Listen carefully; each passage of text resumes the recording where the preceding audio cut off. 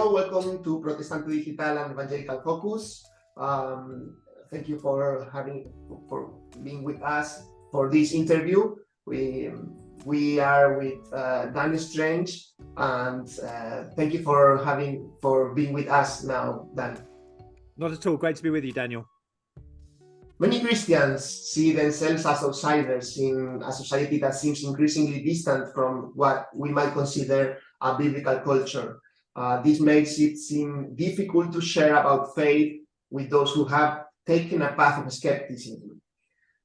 Today we talk about this topic with Dan Strange, who is the guest in the next conference that professional evangelicals will hold in December, with the general theme, God with us. And Dan will address the plenaries under the title, Worshipping God in the Midst of Culture and Magnetic Faith. So, Dan, we are very pleased that you are with us to talk about these topics. Many consider that we are in the Western world, in a post-Christian world. How do you think Christians fit into that world, if you agree with that definition? Yeah, so I think we're in a quite a strange and complex position at the moment. On the one hand, we might say that the Christian faith has been marginalized, so we are a minority, and yet at the same time, in the structure of late modern society, whether that's the UK or Spain or anywhere else in Europe, Christianity is so much part of the DNA, the structure of the culture, that even though we're marginal in one sense, the Christian worldview, the way of viewing the world, even people who reject Christian faith have to do that on the back of Christian faith, if you see what I mean. It's still very much part of the structure. So I think we are in a post-Christian, well, in one sense, we are in a post-Christian situation.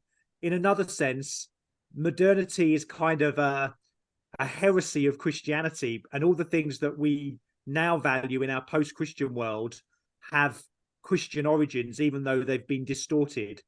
So I know that's quite a complex answer, but I do think that that's the situation we're in. I think obviously in your situation, there's a kind of a Catholic element as well that isn't the case in as much in the UK.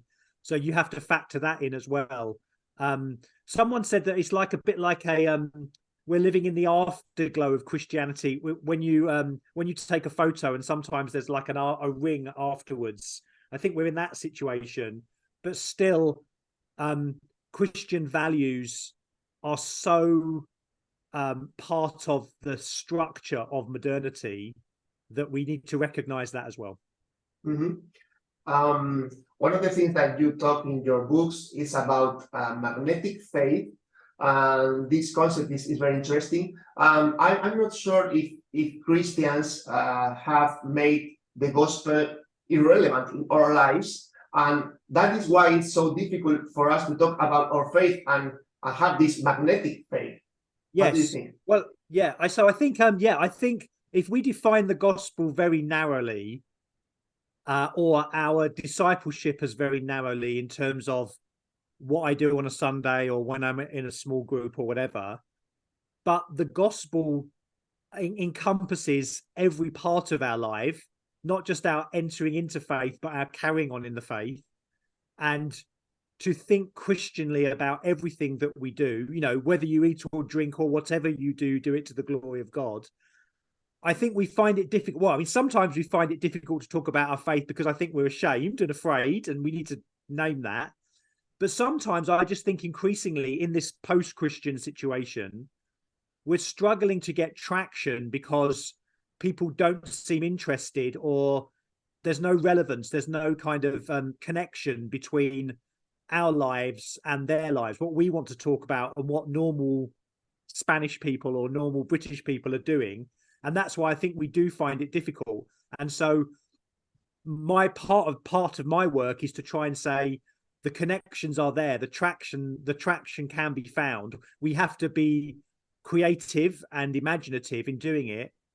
But the Bible sets out a view of human people who are inherently religious, and we can always find a point of contact. But you're right, people do find it difficult, because I think we have we either have a narrow view of the gospel and forget the gospel breadth in terms of every area of life. Mhm. A topic that is very present today in the media and on the social media, cultural war. Do you think that Christians have to be involved in this war? Well, theologically speaking, we are in a spiritual battle. I mean, the Bible makes that very clear. So we are in a battle. I think sometimes and there's a sense in which there is a cultural war, because we are talking about different views of the world clashing with each other. And I think the Bible makes it very clear that idolatry in its modern form, whatever that might be, needs to be tackled and brought down. Now, the way that we do that is certainly not through violence. Nor is it through a kind of a posture of being angry or argumentative, but it is giving a reason for the hope that we have. It is trying to proclaim the gospel, and sometimes that does involve confrontation, and it involves persuasion.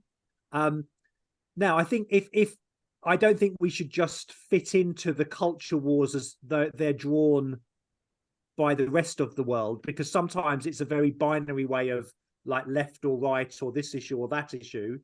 But I do think, yeah, we are involved in a spiritual war and in a sense a cultural war. But the way that the weapons that we use in that war are not human weapons. And we are to give a reason for the hope that we have with gentleness and respect, at the same time trying to pull down the idols and encourage people to turn from idols to the living God, as it says in 1 Thessalonians. It's interesting that you said now that it's not a political question, that sometimes it's the temptation that we have, that every approach to the culture from Christians has to be political, and it's Yes, not yeah. the way. Yeah, but I mean, it's not, and in a sense, it's not. But it's not non-political. As in, I do think the claim that Jesus is Lord is a political claim. It's saying Jesus has our ultimate authority, and it's also saying that that politics is religious and the church is political in a certain sense. But you're right. If it means we think that the transformation of society will come about only by political means, then I don't think that's what it's about. I think politics has a part to play, because but the problem that we have in our modern society, I don't know if it's the case in Spain, but the politics is everywhere. You can't get it. Everything has to be a political answer. And I'd love a situation where politics moved out of certain areas of life, so that we could go back to when you had family life, the public square, and then the political square. And the politics has a certain role to play, but almost it's kind of tentacles. It's got everywhere, and that is a problem, in that things are over politicized, and that's what I think we should be very wary of. Yeah, thank you. You maintain in your books that Jesus answers the longings of our society. What would you say are the most relevant and notable desires? Yeah, so my book, Making Faith Magnetic, focuses on how the Bible talks about these 5 itches that we have to scratch.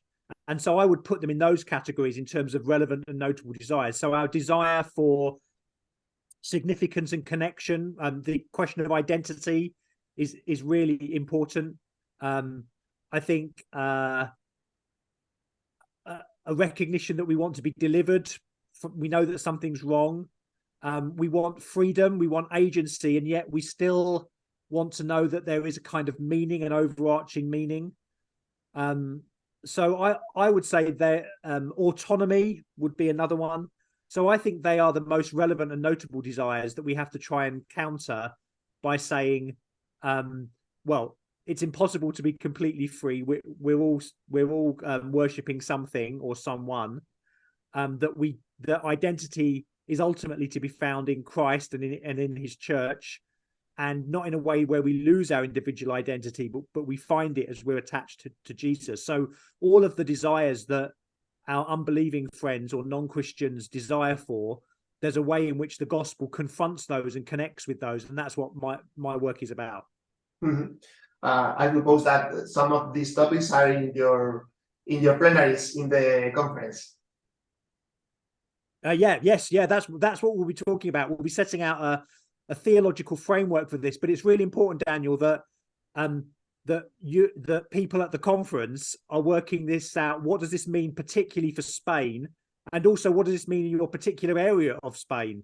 Because that's where we need to wander around the objects of worship in Spanish culture and then show how the gospel confronts and connects. Mm-hmm. As we said, you are coming to Spain as a speaker to the conference of professional groups, the GBG groups. Do you think that the workplace is an appropriate space to live one's faith? Well, yes. I mean, in some ways, you can't. I mean, I would say, you can't not live your faith. I mean, we are Christians, and we need to be Christian in the workplace. Of course, that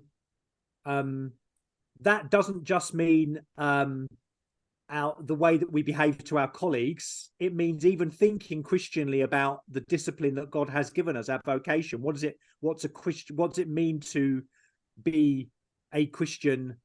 What does it mean for our particular vocation? So I think the workplace is an appropriate space. Look, we've been called to fill the earth and subdue it. God gave Adam this mandate to fill the earth and subdue it, to have dominion, and that's where we're working out in our workplace, as well as the Great Commission to go and make disciples. I don't think those two things are against each other. So I think we should have opportunities to talk about our faith, but also to be thinking, how do I apply my mind to my work as a Christian? So the workplace is a very appropriate space to lives one's faith. Okay, so Dan, thank you so much for this time with us, and we expect to be with you in this conference in December. Yeah, I'm really looking forward to coming.